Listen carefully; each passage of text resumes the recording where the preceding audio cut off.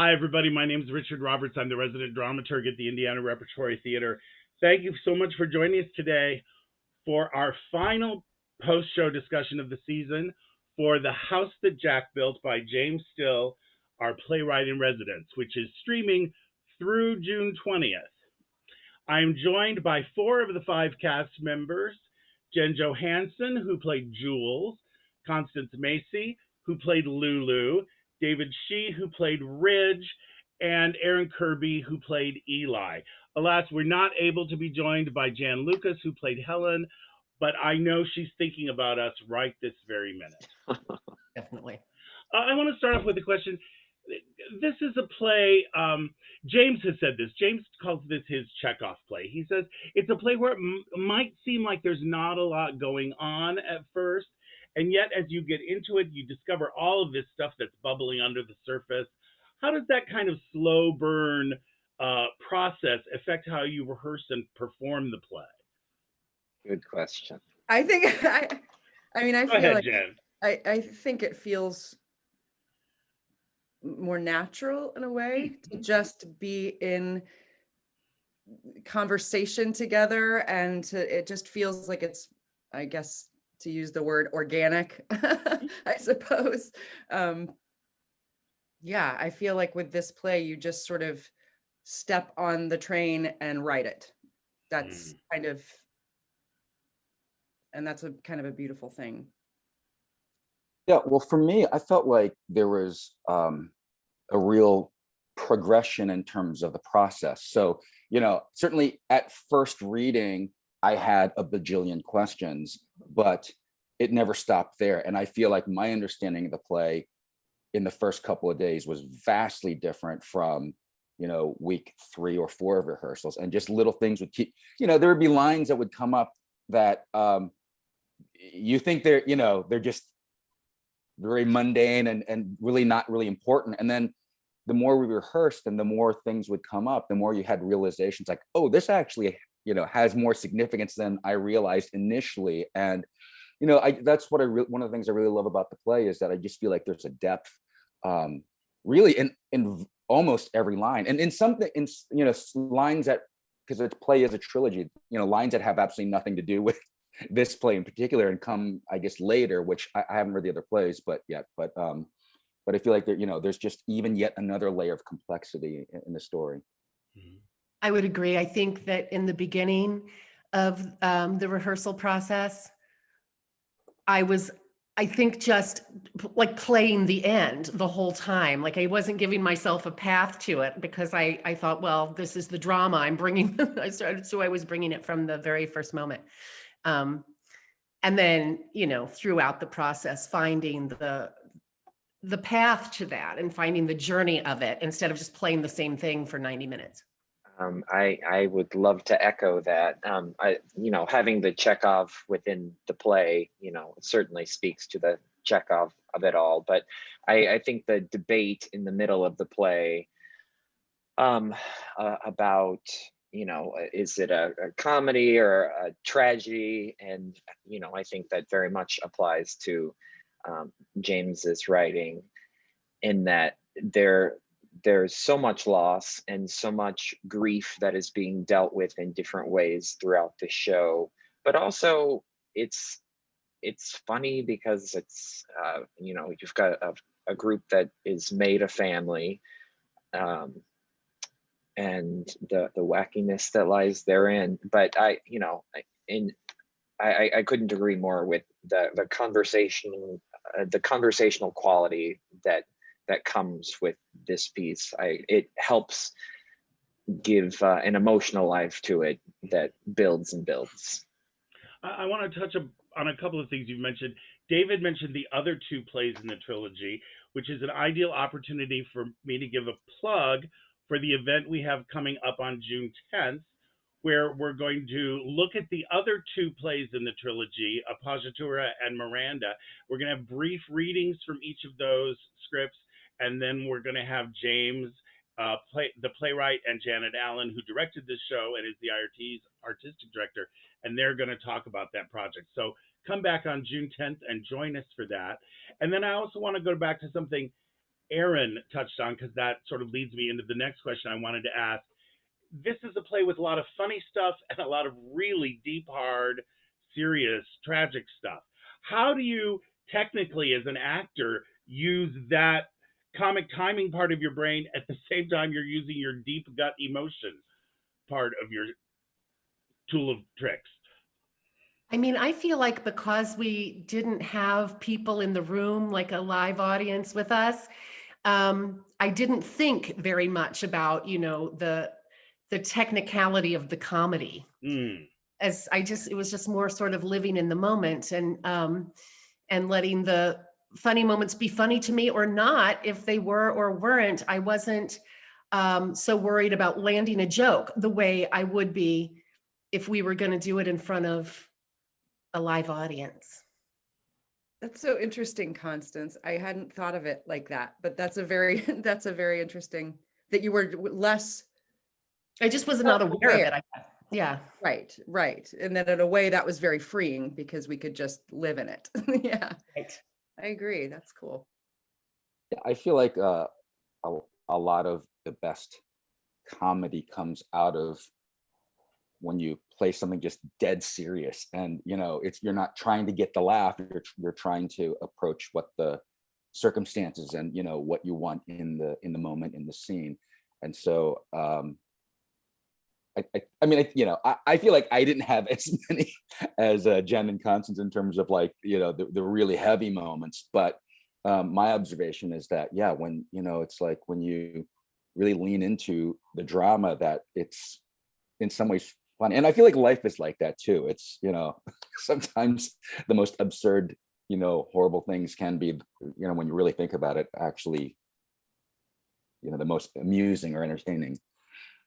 I think one of the things too, I just wanted to add that one of the things that I know would have continued to grow if we were able to do a full run of this show, because there are just so many little things.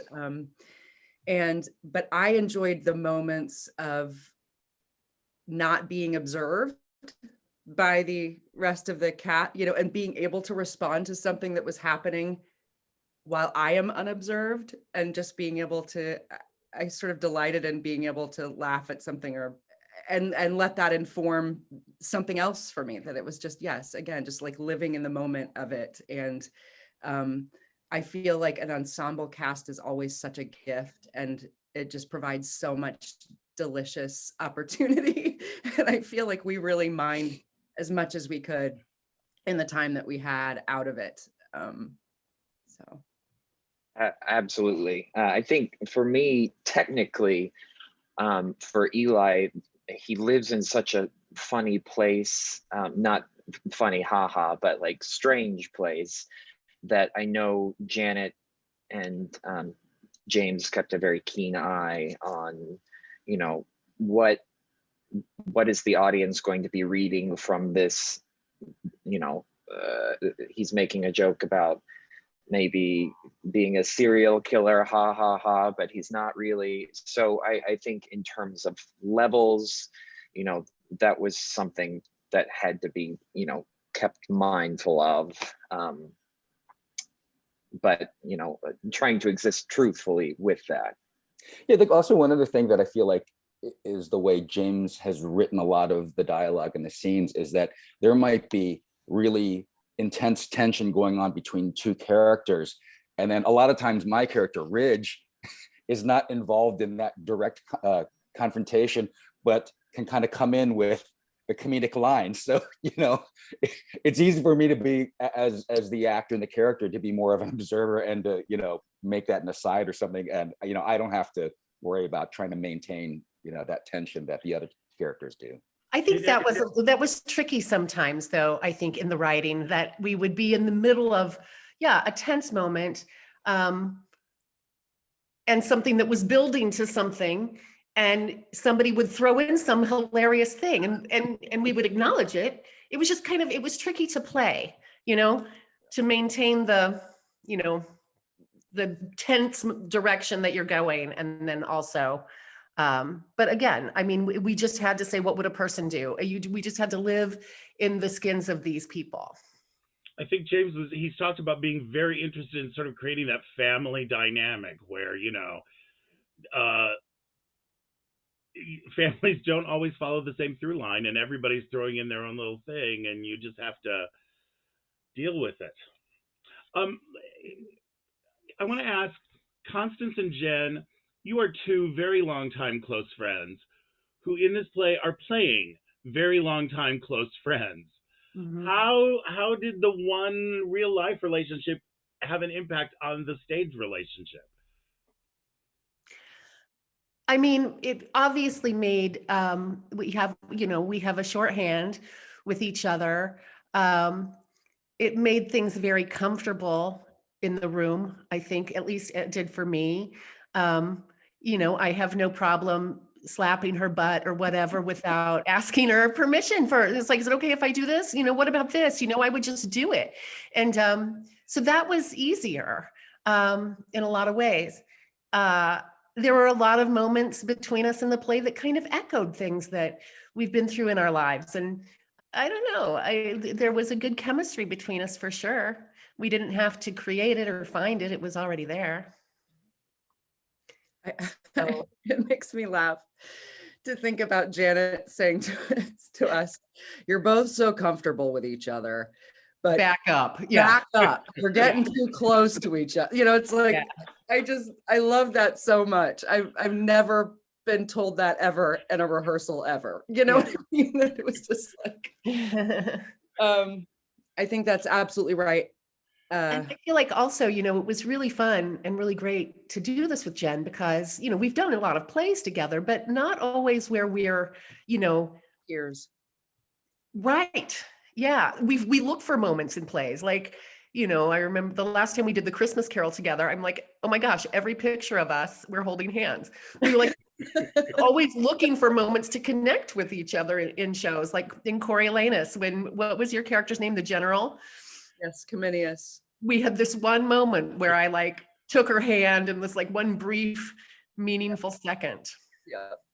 So it was incredibly special. And I think and it was hard. I mean, it brought so much weight to have to get into some of the more dramatic moments. Yeah. It brought so much weight. I'm gonna well up right now. Because she's my family too. She's my friend and my family. So, and I really appreciated that neither one of us had to ever said anything about any backstory that we needed or anything. Like we just didn't.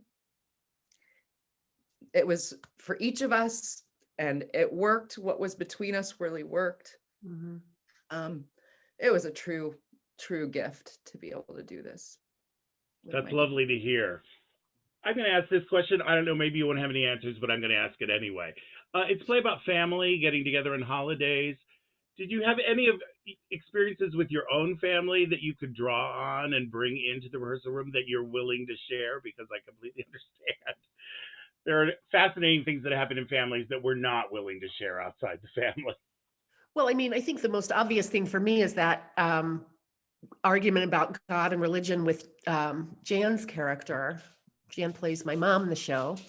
And I mean, I don't argue about religion with my family because that's not a thing with us, but certainly politics is.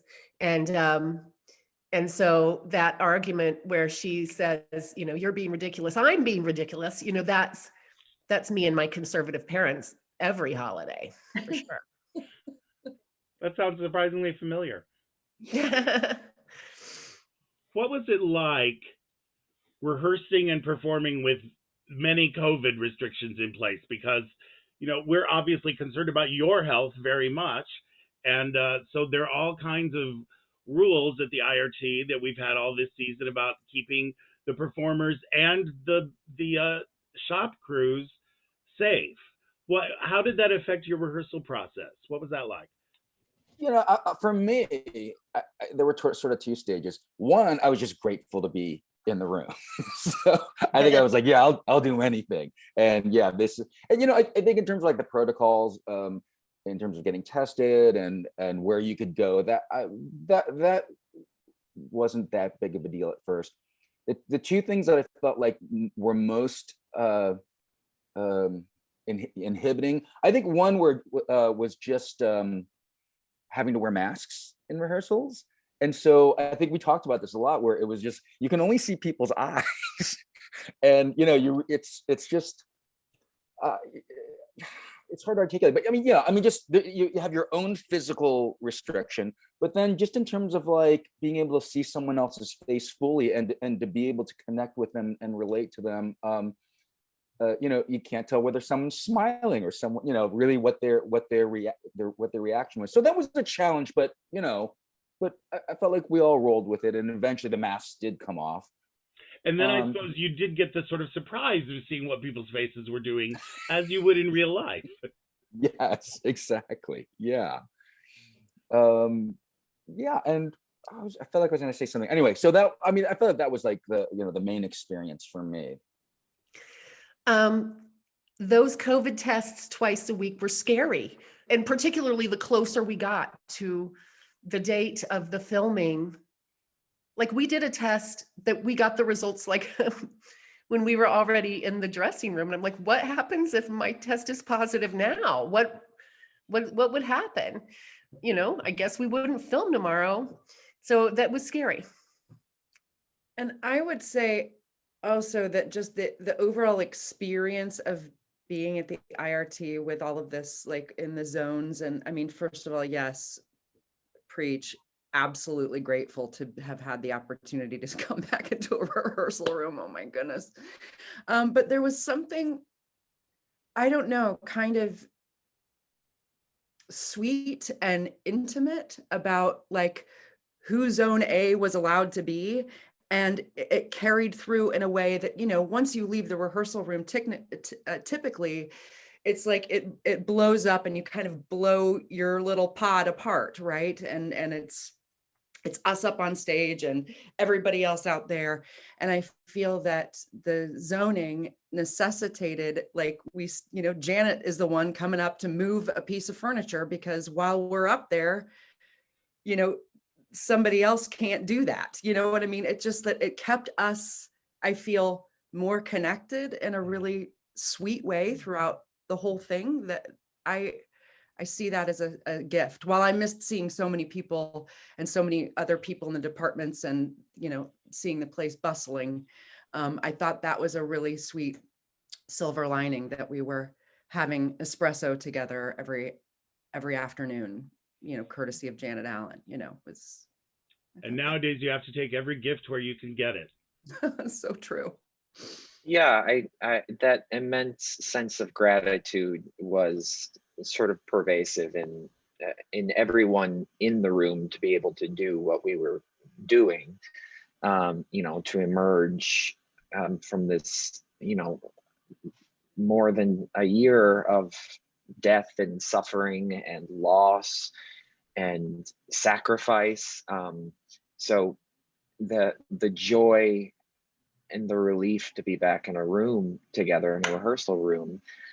I know for me, I hadn't hugged anybody since, before the pandemic. So to come into a rehearsal room, it was scary, even despite all the precautions.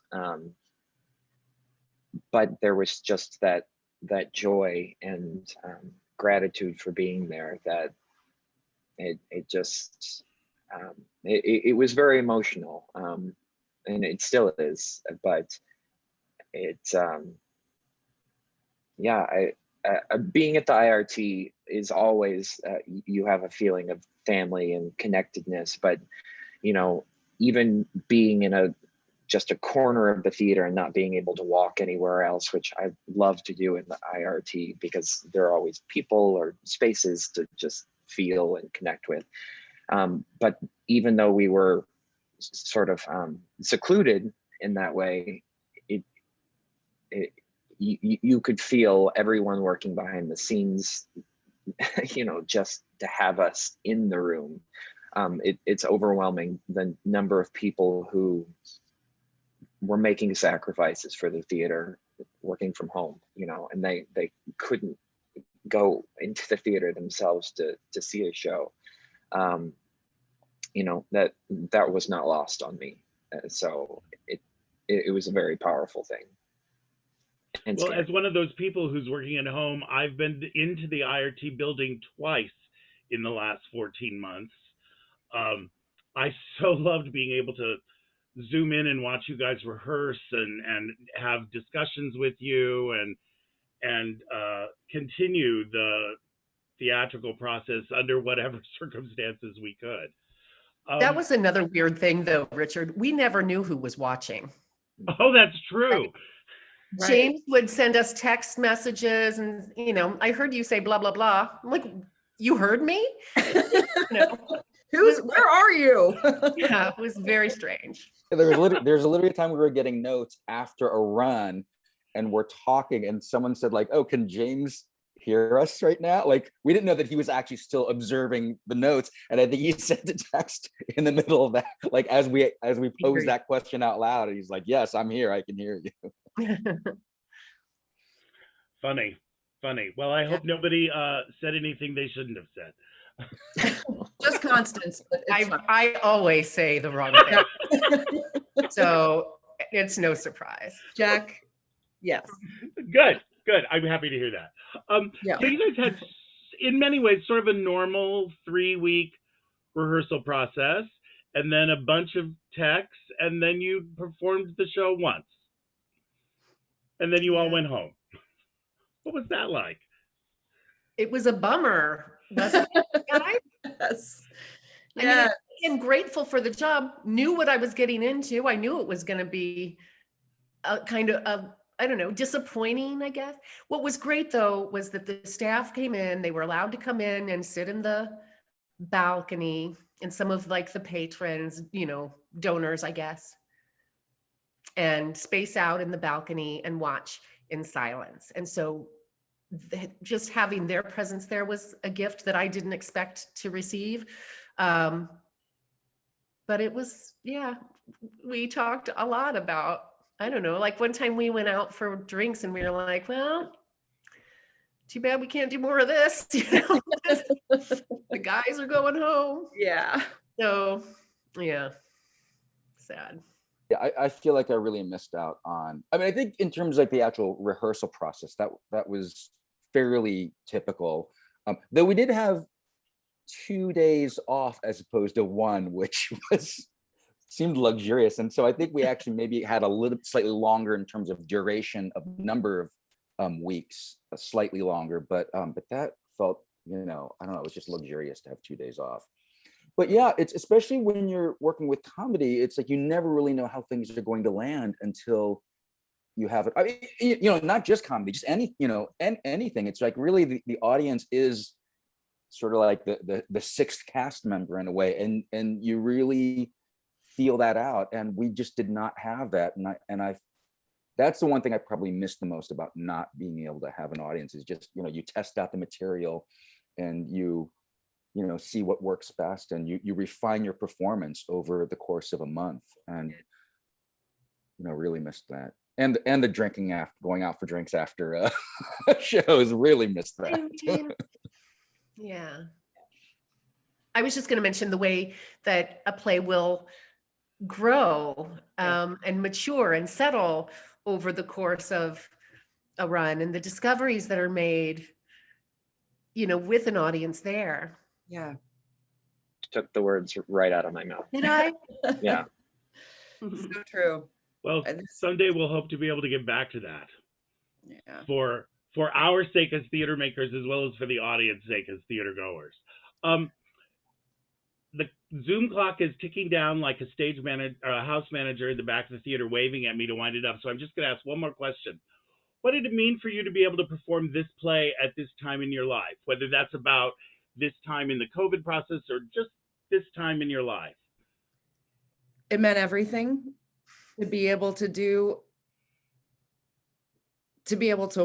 work. Oh, my Lord. Jen. It meant everything. it's a great family of people. And I'm sorry that Jan isn't here with us, but she's been a very special person in my life for many years as well. And it meant everything. And I feel that we all did. I can say for myself, because it's not always true. I felt like I was just really present in it. And I wasn't just grasping for it, like knowing, oh, here it goes. It's, it's slipping right out of our fingers. I just felt like I was just like, just be here as fully as you can. And I guess I'm proud of myself for that. So I feel like I sucked the marrow of everything I could from it. Yeah, I know for me, and I completely echo those sentiments completely. I was last at the IRT during Murder on the Orient Express, just over a year ago, when the whole pandemic went down, and we were naively thinking, maybe hopefully we can finish the run before we have to shut down, which looking back on it is insane. So for me, I honestly thought it would be years before I had the chance to be back in a rehearsal room. And the IRT is my favorite place in the world to be, because of the family and the love and the presentness, to echo Jen. But to be able to do a play that is ensemble based, it's everything. To me, that's the kind of theater that I most want to be a part of always, to find the ensemble and to sort of do whatever you have to do to protect that. And I think that's what the characters in James's play are trying to do for each other and for themselves, is to heal and to connect and to protect. So to be living that while you're living that is a gift, to echo Jen again. Yeah, I feel like two things really stood out. One was working on a play about family. And I think I was the only one who didn't know everyone else in the cast and had never worked with either Janet or anyone else. And so there was already sort of this already made family. And I think for me it was like IRT in general, and the people involved were just so welcoming, and I felt really taken care of. And so it was an easy transition to come into. And it's certainly the first time I'd been in a room with more than one other person in over a year. But I felt really just safe and comfortable and immediately part of the family. And I think on a sort of more macro scale, it was cool just to feel like part of that first wave of shows coming out of COVID. And there's something historical about that, and just forever I feel like, all right, I had a small part in that. I agree with everything everyone said. During COVID, there was a time, for a while I thought, well, maybe it's just time for me to do something else. Maybe I should think about chapter 2. Perhaps I should write my book. But it was great to come back to this. Yes, in such a loving arms. Janet Allen is, very, very dear to me as well. And I don't want to be a crybaby like Jen, so I'm going to stay there. Well, thank you all so much for joining us today, for laughing with us, for crying with us. You've given such beautiful performances in the show. If you're watching the post show, theoretically, that means you've already seen the play. But if you haven't, please do. It's streaming through June 20th, The House That Jack Built by James Still. It's a beautiful, beautiful play and a wonderful production. Thank you, all of you, for joining us today. Bye-bye. Bye. Bye. Thank you.